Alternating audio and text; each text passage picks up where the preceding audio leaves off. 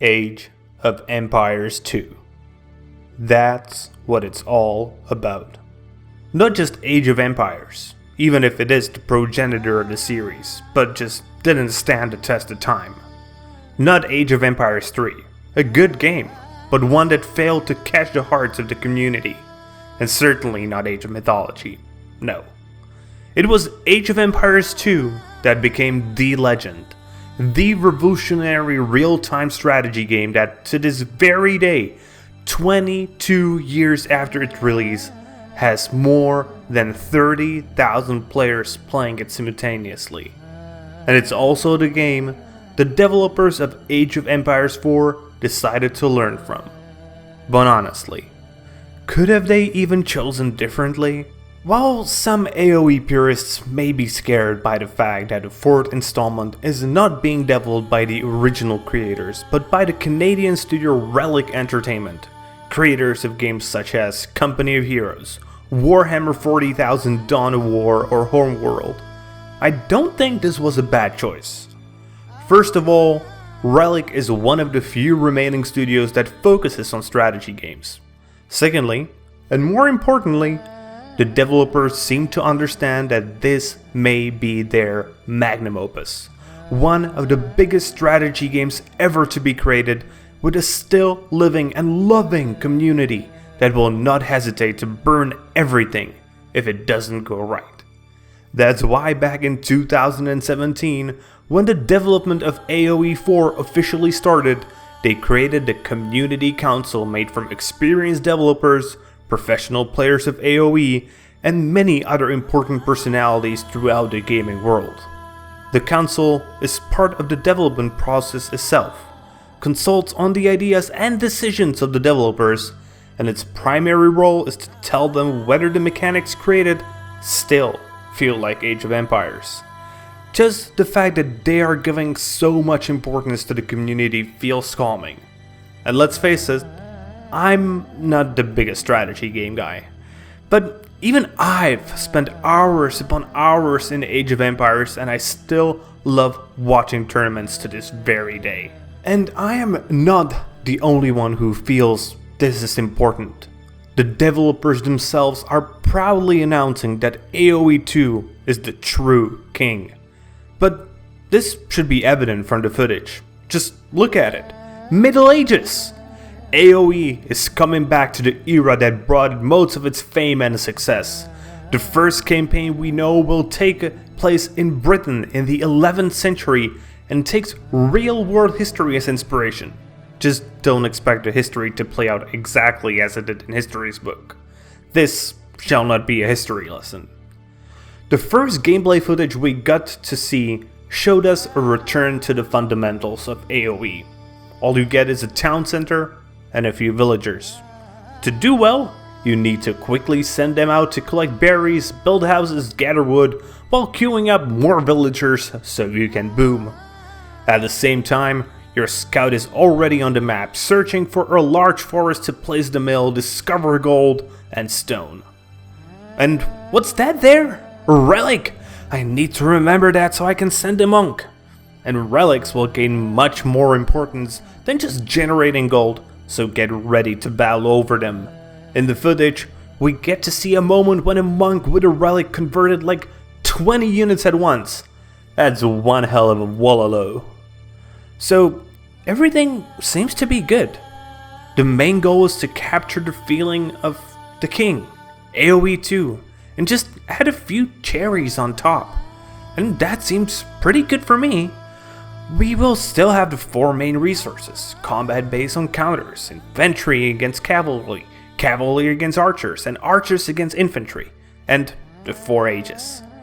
The main differences to AoE 2 should stem from the civilizations themselves, but more on that later. There will obviously be changes. A countless number of smaller or even larger changes that are hard to figure out from what we've seen so far, but there are a few things I noticed. For example, you can now see in-game how many villagers are gathering each resource. The villagers now know how to use their hunting gear in combat. The walls are no longer just a wall, but you can place archers on top of them, and your enemies will be able to use siege weapons to drop their own units up top of the wall as well. And the maps themselves seem to be utilizing 3D space much more. So, get prepared to abuse the high ground.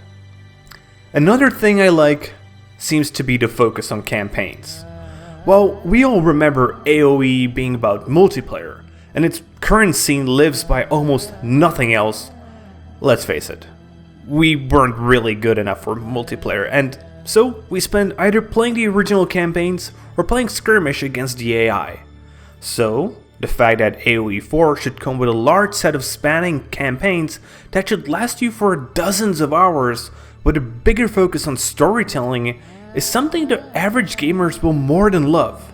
And from what I've heard, just the cinematics should be over 3 hours long.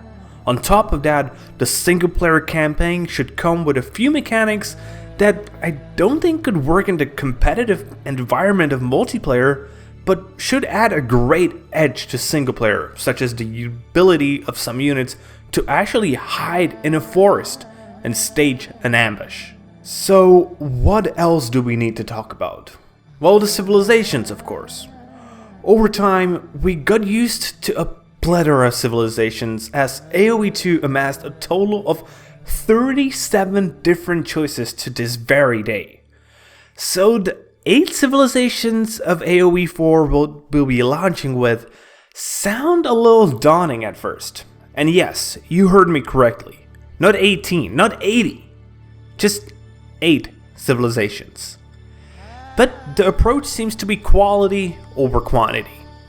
So while in AoE 2 the civilizations don't really differ that much, a bonus here, especially there, AoE 4 wants to come with a much larger differences between the civilizations.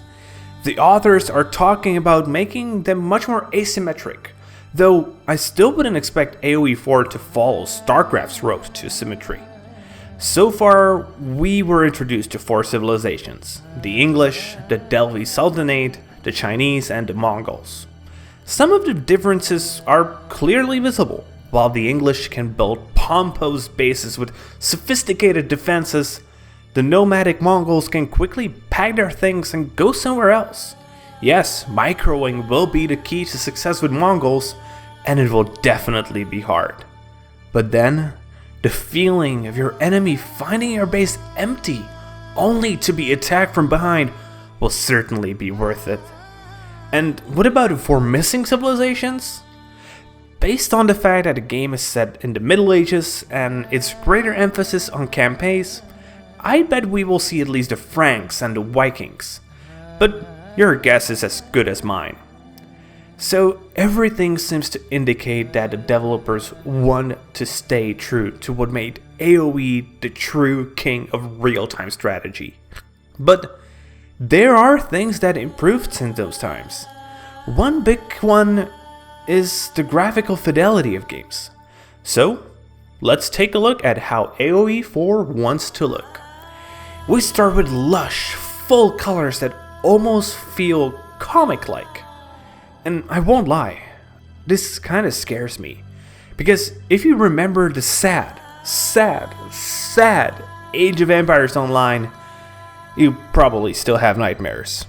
With all the emphasis being on trying to be true to the legacy of AoE 2, I would just expect more realism.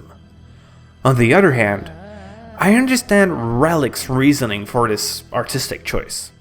It is important to be able to easily recognize units. Making everything colorful and simplified does make sense. But the cap for the number of units you can control will again be 200, so there is potential for truly huge battles when you're playing 4 and 4. But the standard format for AoE is 1-on-1, so I'm just not sure whether the artistic choice was really that needed. Then there's the engine. And that's probably the thing that scares me the most. It's a very old engine. The Essence engine, which was first used in 2006 on Company of Heroes. Yes, obviously it has gone through many upgrades since, but still. And while I do think the game looks good, it doesn't look that much better than AoE 3, and sometimes feels worse than AoE 2 Definitive Edition that came out just 2 years ago.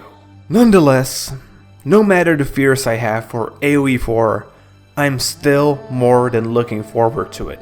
And I quickly registered to hopefully become part of the beta. And so should you at www.ageofempires.com.